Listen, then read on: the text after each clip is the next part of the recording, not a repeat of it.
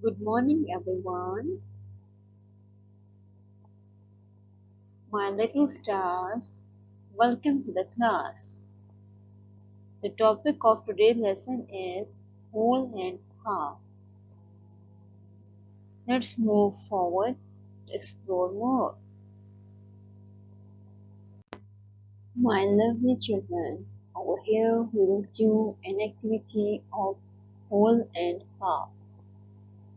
Over here I will give you a half pizza cards. There are two half pizza cards. Now I will ask you to join them to make a whole pizza. Now tell me how many halves are there in a one round shape or a circle shape. Yes, right. We have two halves in a circle. How many halves we have in a circle?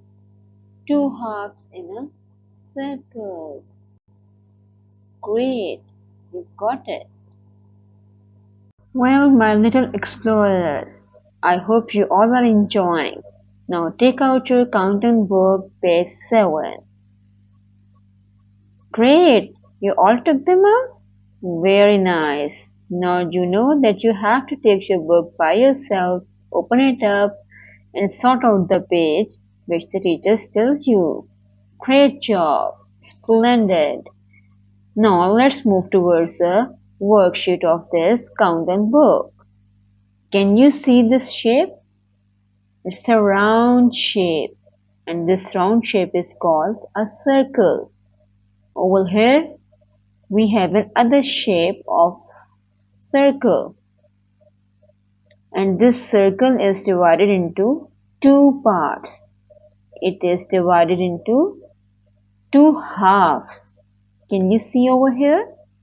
This is one half and this is two halves. Both halves makes a whole circle. Now let's move towards the worksheet, in which we have to match the whole thing with their halves. I will do one for you. Now hold up your pencils